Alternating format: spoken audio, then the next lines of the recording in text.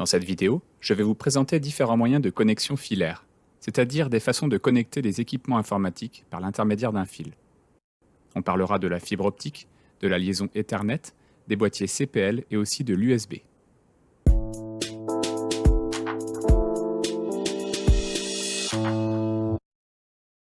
La fibre optique est un fil en verre ou en plastique dans lequel on fait passer de la lumière. La lumière est pulsée à haute fréquence, ce qui permet un débit d'information élevé et sur des distances très importantes.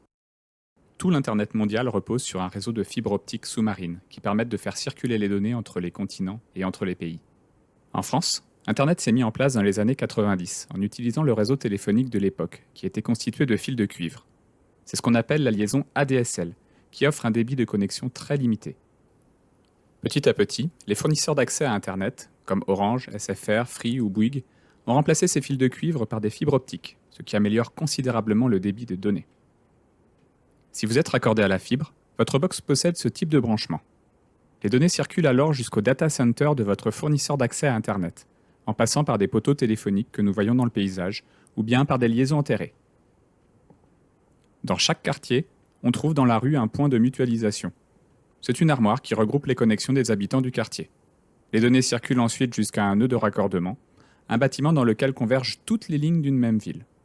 Elles prennent alors les autoroutes de l'information qui les emmènent aux quatre coins du monde. Aujourd'hui, près de 80% de la population française accède à Internet grâce à la fibre optique. Et l'objectif est de supprimer totalement l'ancien réseau de cuivre d'ici 2030. Regardons maintenant les différents moyens de connexion filaire à l'intérieur de la maison. On va commencer par l'Ethernet. Ethernet, c'est le nom d'un protocole qui permet à différents appareils de communiquer entre eux par l'intermédiaire d'un câble qu'on appelle RJ45. Il permet des échanges à un débit important, offre une connexion stable et est plus sécurisé qu'avec une connexion Wi-Fi. Pour relier en Ethernet les équipements d'une maison, il est nécessaire de passer un câble depuis le switch, qui est intégré à la box, jusqu'à chaque matériel à connecter. Cela représente un inconvénient dans une maison existante, mais le câblage peut être prévu dans une construction neuve. La longueur de câble ne peut pas dépasser 50 mètres. Dans la maison, on peut aussi utiliser des boîtiers CPL. CPL, ça veut dire courant porteur en ligne. Le principe est de faire circuler les données dans l'installation électrique de la maison, en superposant un signal haute fréquence au courant électrique de chaque prise. Le principal avantage du CPL est son côté pratique et sa facilité d'utilisation. Cette solution permet d'éviter d'installer des câbles, puisqu'il utilise des câbles déjà existants dans la maison, et aussi de pouvoir se connecter dans des zones hors de portée d'une liaison Wi-Fi. Il y a cependant des risques de dysfonctionnement lorsque certains appareils électriques fonctionnent dans la maison. Pour connecter ces appareils en CPL, il faut brancher un boîtier sur une prise à proximité de la box, et un boîtier près de chaque matériel.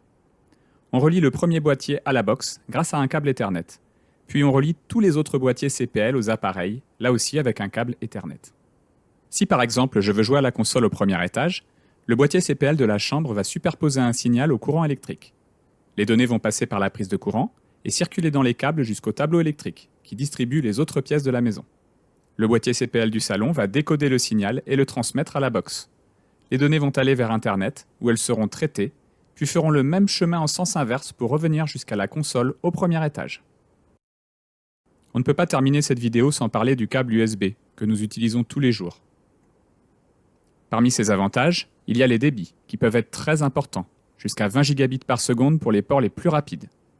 L'USB est aussi alimenté en 5 volts, ce qui permet simultanément la recharge d'un appareil lorsqu'il est branché. En revanche, la longueur du câble USB est limitée à 5 mètres, ce qui limite son usage à une connexion de proximité.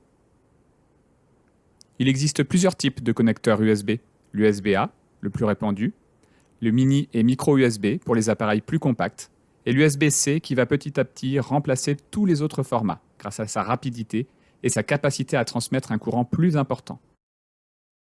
Voici un tableau comparatif des principaux moyens de connexion filaire. On a sur la gauche les liaisons utilisées par les fournisseurs d'accès à Internet pour acheminer les données vers les abonnés. Au milieu, les connexions qui peuvent être utilisées dans un réseau local, à la maison ou en entreprise. Et sur la droite, l'USB qui permet la connexion de périphériques et la recharge d'appareils. Après avoir vu cette vidéo et celle sur le transfert de données, vous êtes maintenant capable de comprendre le cheminement des informations entre tous les appareils connectés, aussi bien à l'intérieur de la maison que sur l'ensemble du territoire. À bientôt sur Papotechno.